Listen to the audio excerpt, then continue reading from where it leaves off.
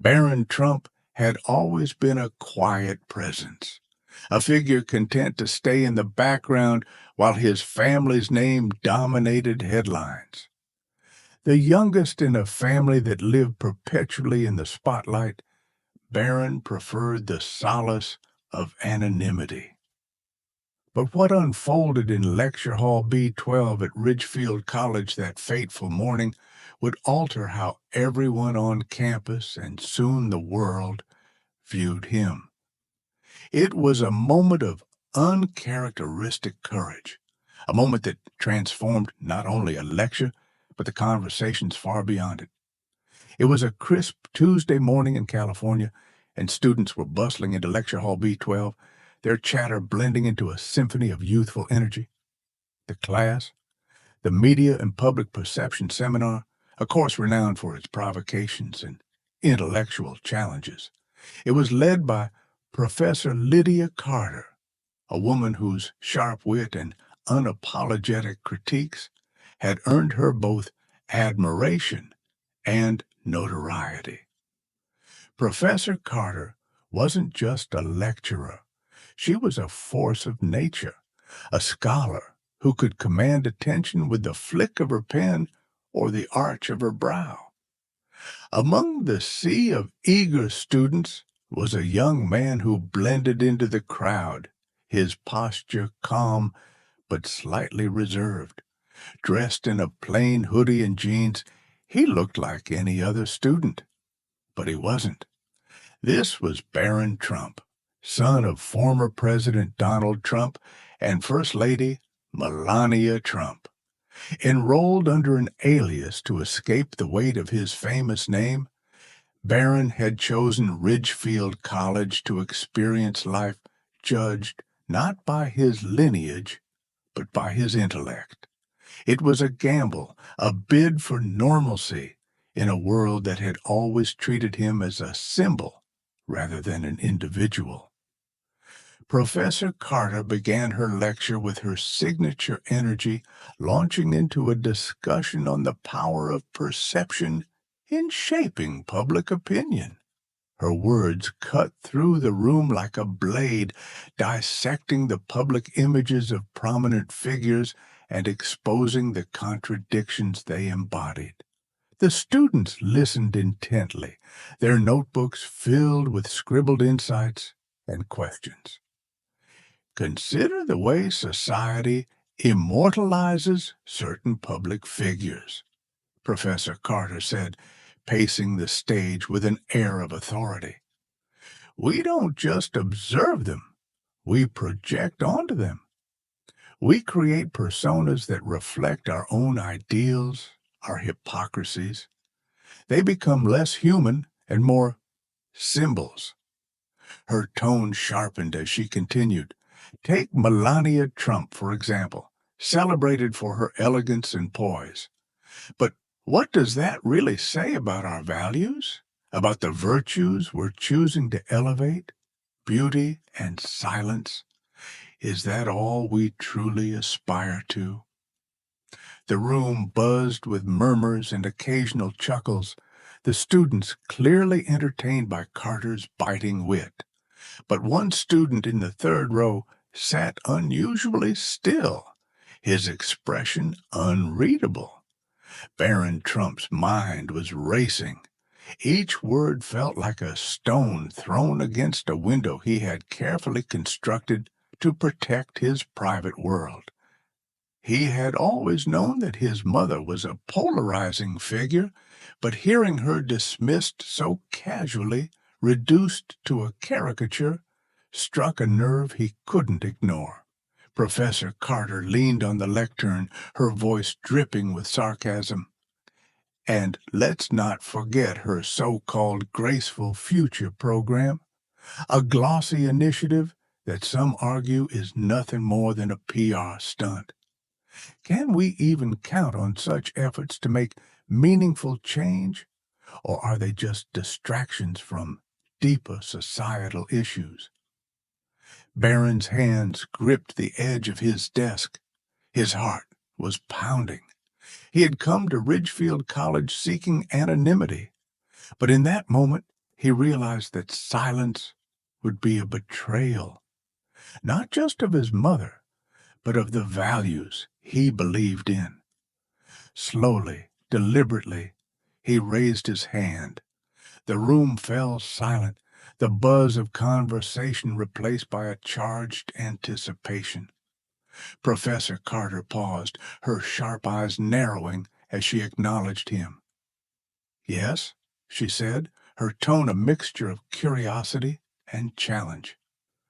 Barron stood, his movements measured. The room seemed to shrink as every pair of eyes turned toward him. His voice, calm but resolute, cut through the stillness. "You talk about my mother as if she's just an image, a caricature of what society wants her to be. But have you ever stopped to consider the humanity behind the headlines?" A ripple of surprise spread through the room. The students exchanged glances, realizing that this wasn't just an ordinary classmate speaking. Barron Trump's words carried a weight that demanded attention. Even Professor Carter seemed momentarily taken aback, her expression shifting from amusement to intrigue. Barron continued, his voice steady but tinged with emotion. "My mother's journey isn't just a headline or a soundbite. She grew up in a rural village in Croatia where opportunities were scarce, but dreams were limitless. She worked tirelessly, enduring scrutiny and judgment at every turn to achieve what she has. Her elegance isn't a facade. It's a testament to her resilience. Her graceful future program isn't just a PR stunt. It's her way of trying to make a difference in a world that's quick to dismiss her." The room was utterly silent. Even the faint sound of footsteps in the hallway outside seemed to vanish. Barron's words hung in the air, heavy with sincerity and conviction. He took a deep breath and looked directly at Professor Carter. "Maybe the problem isn't her," he said, his voice unwavering. "Maybe it's how we as a society decide what's worth celebrating. Criticism is fair, but what you're doing isn't scrutiny. It's mockery." The impact was immediate. A wave of applause erupted, hesitant at first, but quickly growing into a thunderous ovation. Students who had moments ago been laughing at Carter's quips were now on their feet, clapping for the quiet young man who had spoken with such unexpected courage. Professor Carter, known for her quick retorts, stood speechless. When she finally found her voice, her tone was softer, almost reflective. "Those are compelling points," she said, her words careful, as if she were recalibrating her thoughts in real time.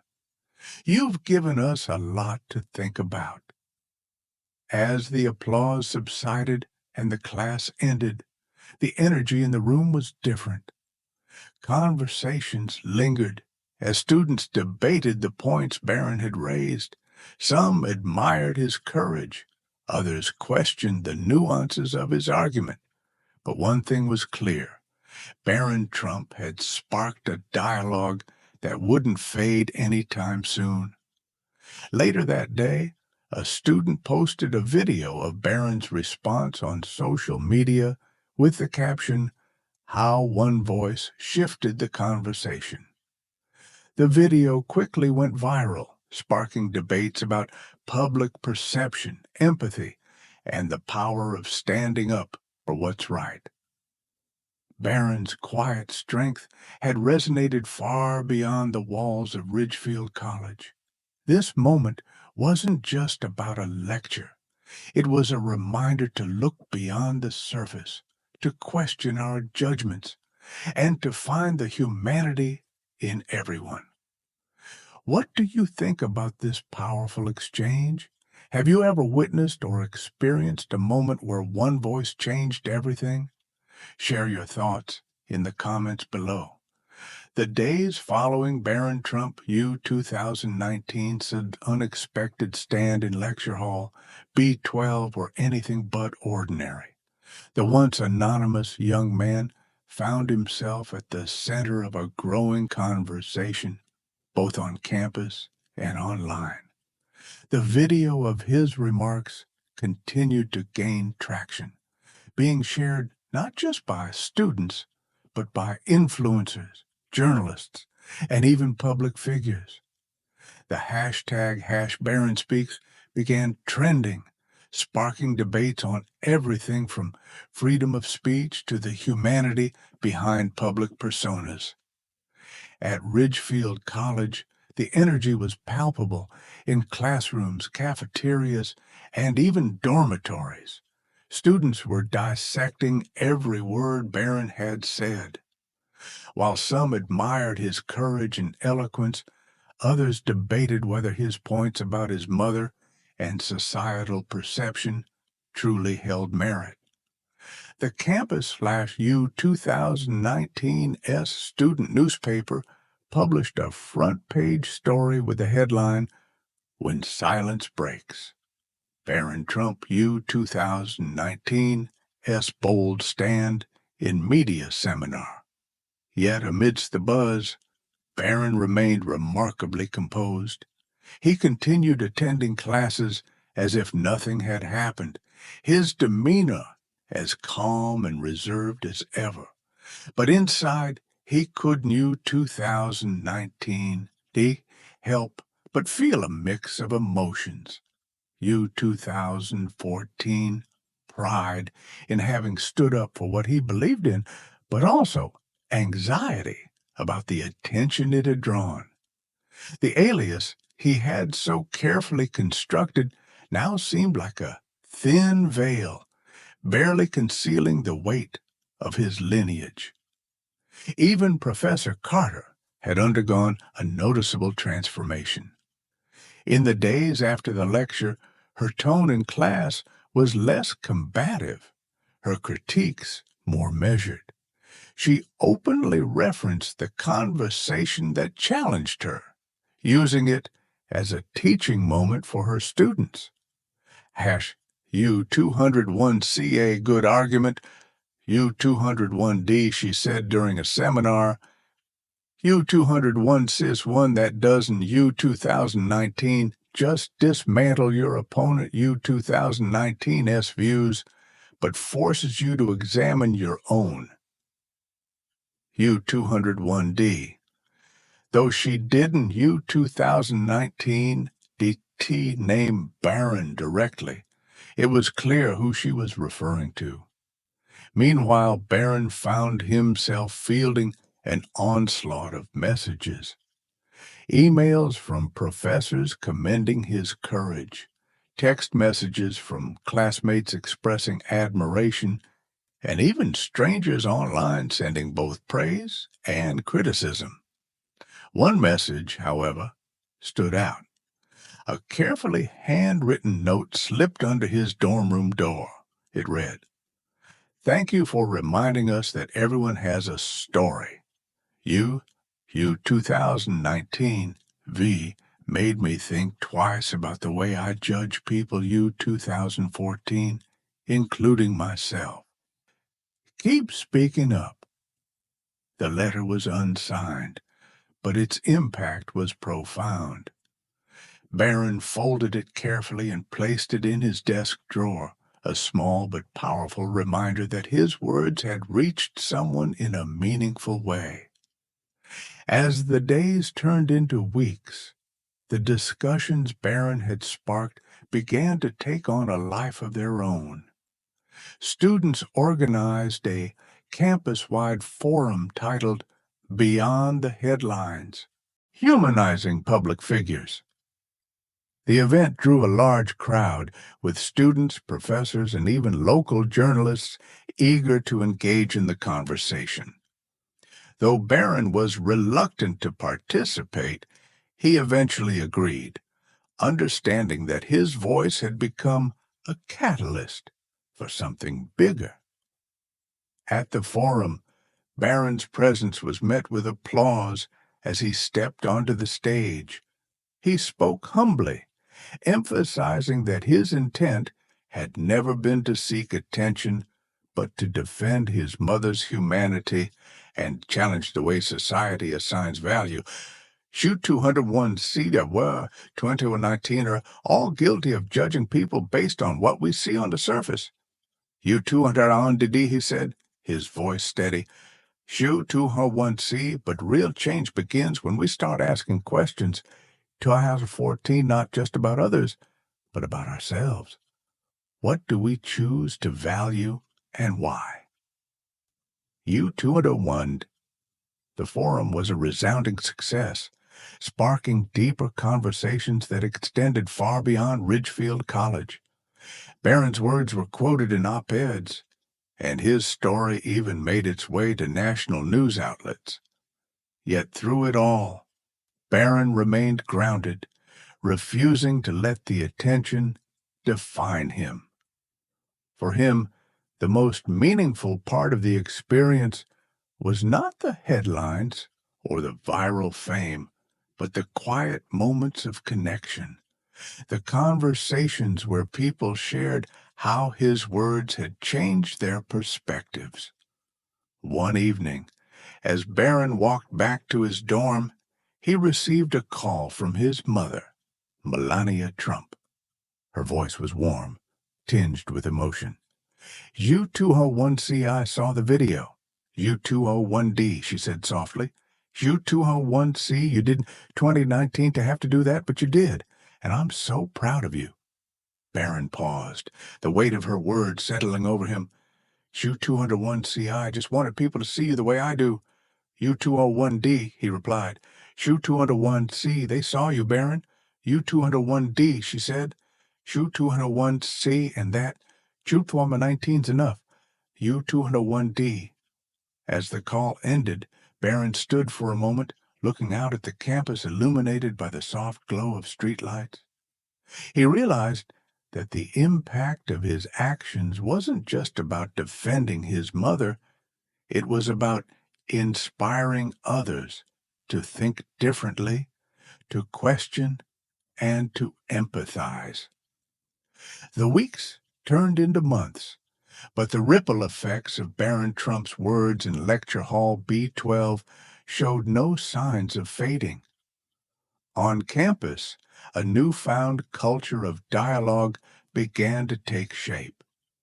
Students who once viewed each other through the narrow lens of stereotypes and preconceived notions were now engaging in deeper, more empathetic conversations. Barron's voice had done more than defend his mother. It had shifted the way people approached judgment and understanding. Meanwhile, Barron remained focused on his studies, determined to keep a low profile despite the continued attention. But the world had a way of pulling him back into the spotlight. One day, he received an email from a renowned journalist who worked for a major media outlet. The subject line read, "A conversation that matters." The journalist, intrigued by the way Barron had challenged public perception, asked if he'd be willing to sit for an interview. At first, Barron hesitated. The idea of exposing himself further to public scrutiny made him uneasy. But after much thought, he decided that the opportunity wasn't about him. It was about using his platform to encourage others to question and empathize. The interview was aired as part of a national segment on empathy and the power of understanding public figures as humans, not symbols. Barron spoke candidly, not just about his mother, but about the broader implications of his experience. "We've all been reduced to a label at some point in our lives," he said during the interview. "But when we take the time to understand the full story behind someone, we see the complexity and humanity that headlines never capture. The interview was met with widespread acclaim, with viewers praising Barron's maturity and insight. But not everyone was supportive. Some criticized him, accusing him of leveraging his family name to gain attention. Barron, however, refused to engage in these debates.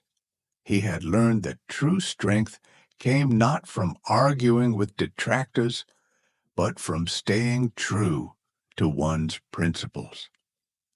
Back at Ridgefield College, the Beyond the Headlines Forum had inspired a wave of student-led initiatives aimed at fostering understanding and dialogue.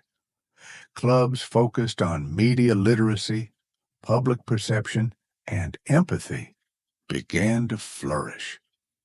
Barron, though still reluctant to take on a public leadership role, quietly supported these efforts, attending meetings and offering advice when asked. One of the most profound moments came during a student-organized panel on humanizing the villain, where participants were asked to explore the stories of public figures who had been unfairly maligned or misunderstood. Barron was invited to speak, and though hesitant at first, he ultimately agreed. "I'm not here to change anyone's opinion about my mother or my family," Barron began, standing before a packed auditorium. "But I am here to ask one thing. When you look at someone, anyone, do you ever wonder what they've been through? What battles they've fought silently? What hopes and fears they carry? Because if you haven't, then you've only seen a fraction of who they are." The room was silent, his words resonating deeply with the audience. Barron continued, his voice steady but full of emotion. "We live in a world where it's easier to judge than to understand, to dismiss than to empathize.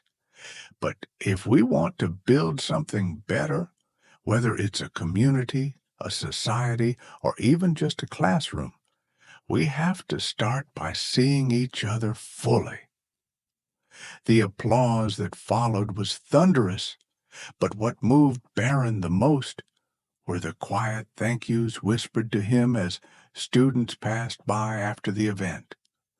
Many told him how his words had shifted their perspectives, not just on public figures, but on their own friends, family, and even themselves.